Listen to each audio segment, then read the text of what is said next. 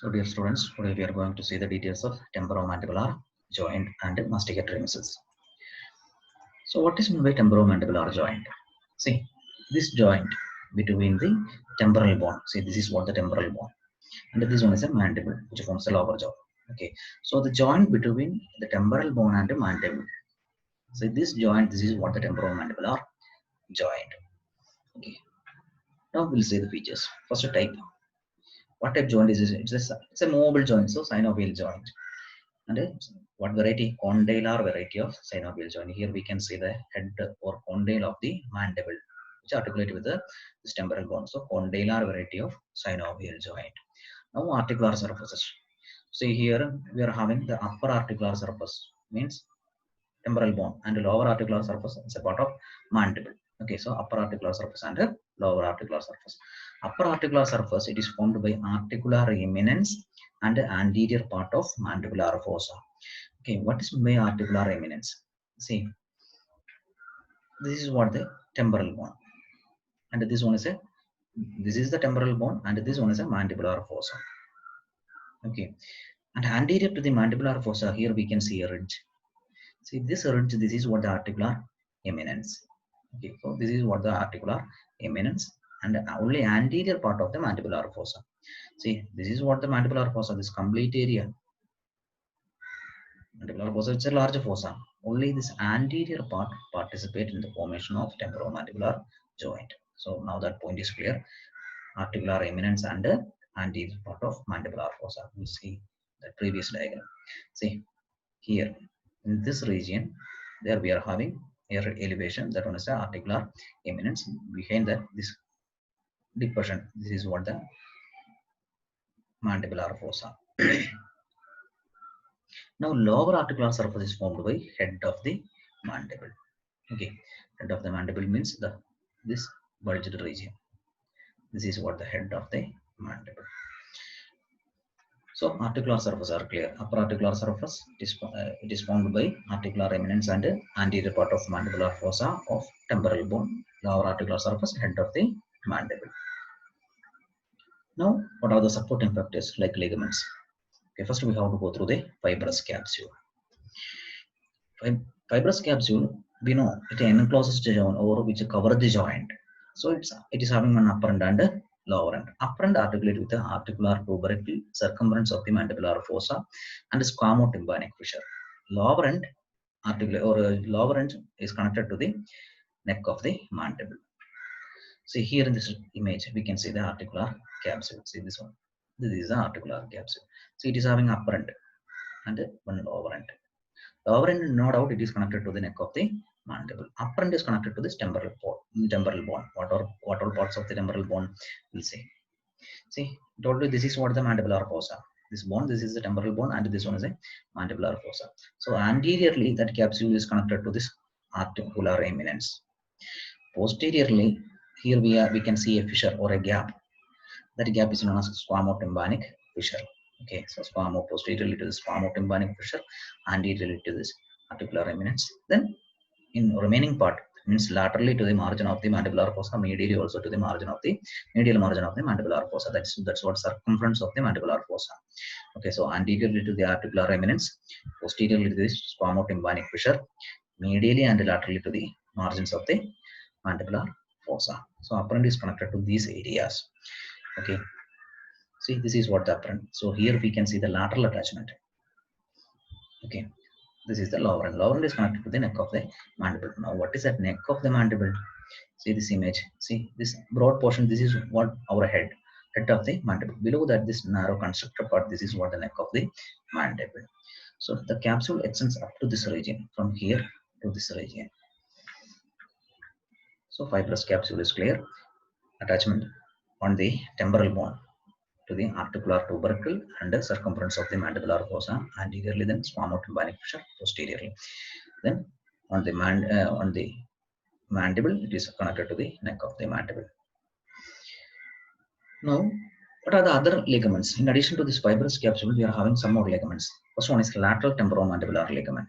Okay, lateral temporomandibular ligament, it is nothing but a part of this fibrous capsule. See, this lateral part of the fibrous capsule thickened to form a band-like structure. See, here we can see that band.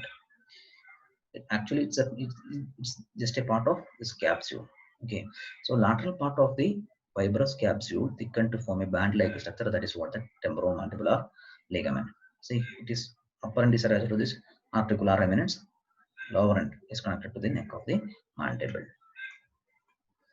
So it's attached to the articular tubercle and neck of the mandible. Now, sphenomandibular ligament. Next ligament, sphenomandibular ligament. See here, in the inner side or in the medial side, there we can see one ligament.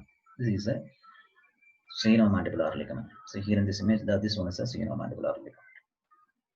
Okay, it is arising from a spine-like structure of the sphenoid, known as the spine of the sphenoid.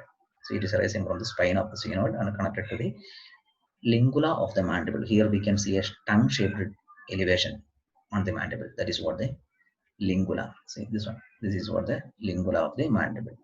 So from the spine of the sphenoid to the lingula of the mandible, this is what sphenomandibular ligament. Sphenomandibular ligament, upper end is attached to the spine of the sphenoid, lower end is attached to the lingula. Why it is not lingula? It's a tongue-shaped projection, so lingula of the mandible. Clear? See here, this is the spine of the mandible, the spine of the sphenoid, and here comes the lingula of the mandible. That ligament lies on the medial side. So this is what the sphenomandibular ligament. This one is a temporomandibular ligament, the capsule. Then another ligament is there, stylomandibular ligament, arising from the styloid process to the posterior border of the ramus of mandible. See this area, this is what the ramus of the mandible that we know. Okay, so this is what the ramus of the mandible. So it's posterior border. This is the posterior border of the ramus. This one is the anterior border of the ramus, and superior border and the inferior border. So here it is connected to the posterior border of the ramus. So it is arising as a stylomandibular ligament. It is one end is or upper end is attached to the styloid process. Now the lower end which is attached to the posterior border of the ramus. Okay, so ligaments are clear now. Okay, what are the ligaments? Stylomandibular ligament, sphenomandibular ligament, lateral temporomandibular ligament or temporomandibular ligament. Then in addition to these three major ligaments, here we are having the fibrous capsule. So these are the supporting parties. Okay. Now articular disc. This joint cavity, see now here in this image, this is what the mandibular fossa of the temporal bone, and this one is the head of the mandible. So there is a gap between these two articular surface. See this gap, it is known as the articular space or joint cavity. Joint cavity. Okay, see between this mandibular fossa and the head of the mandible, this space, this is what the joint space. This joint cavity, which is divided into two areas by one fibrocartilaginous disc. See, actually, this is what the side view. In superior or inferior view, it will be a round structure. This disc means it will be almost oval or round structure. This is what the side view of that fibrocartilage plate. So here, this joint cavity, it is divided into two parts. See, here we can see the superior, and this one is an inferior cavity. By this disc-shaped structure known as the articular disc. See, this is now the tip of the cursor is on that articular disc. Actually, it's a rounded or oval-shaped structure. Okay, superior view or inferior view, it will be an oval or disc-shaped structure, but in side view, it looks like a band-like structure. So that is what the fibrous or articular capsule.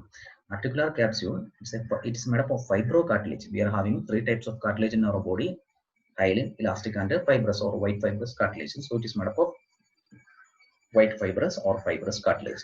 Okay, so it's a oval or oval shaped fibrocartilaginous piece seen in the joint cavity of temporomandibular joint. That is what the definition for this articular disc.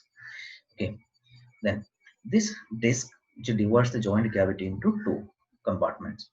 What are the menisco-temporal compartment? Between this meniscus and this temporal bone, this compartment is known as menisco-temporal compartment, and below between this meniscus and this mandible, this compartment it is known as menisco-mandibular compartment. Now the joint cavity The whole joint cavity is divided into two parts. The upper part meniscotemporal compartment, the lower part meniscomandibular compartment. Meniscotemporal compartment mainly permits the gliding movement. Meniscomandibular compartment mainly for rotatory movement. Okay, so that is what the articular disc. Now this articular disc, it shows two thickenings. Okay, an anterior band and one posterior band, and its periphery is connected to the fibrous capsule. Actually, what is that? It is considering as the degenerating part of the lateral pterygoid muscle, tendon of lateral pterygoid muscle. So articular capsule, articular not capsule, articular disc, and its some features. See, once again, the joint cavity is which is seen between the temporal or mandibular fossa and the head of the mandible is divided into two compartments by one oval or disc-shaped structure. That is what the articular disc. It is made up of fibrocartilage. The space which is seen above, that is the meniscotemporal compartment, which permits the gliding movement, and the space which is seen below this cartilage, it is known as meniscomandibular compartment, which permits rotatory movement. Okay. Then muscles producing movements. What are the movements? Depression, downward movement; elevation, upward movement; protrusion, forward movement; retraction, backward movement. Okay. Depression by mainly the lateral pterygoid muscle. Lateral pterygoid muscle. In addition to that lateral pterygoid, we are having digastric muscle, geniohyoid muscle, and mylohyoid muscles. Okay, mainly by this lateral pterygoid muscle. Now, elevation. Elevation means upward movement by masseter muscle. Okay. In addition to the masseter, here we are having the anterior fibers of temporalis, then medial pterygoid muscle. Now, protrusion, lateral and medial pterygoid muscles. Then a retraction, posterior fibers of temporalis. Okay. So these are the muscles producing movements. Okay. So depression, lateral pterygoid, elevation, masseter and temporalis, mainly masseter and anterior fibers of temporalis, then medial pterygoid muscle. Protrusion, lateral and medial pterygoid muscles. Retraction, posterior fibers of temporalis. Then side to side grinding movement, it is by medial and lateral pterygoid muscles of opposite side. Now blood supply of this joint is supplied by superficial temporal and maxillary artery. Superficial temporal artery, maxillary artery, corresponding venous drainage into corresponding veins. Okay. Now supply is supplied by two nerves, auriculotemporal nerve and masseter nerve. Supplied by two nerves. Then clinical anatomy, dislocation. Dislocation of the mandible is common. Okay, how? See, it is during the time of wide opening of the mouth, it may dislocate anteriorly. The head of the mandible may move anteriorly, and it will come over the articular eminence. It already is the articular eminence. So these are the some of the important features of this temporal mandibular joint. Okay.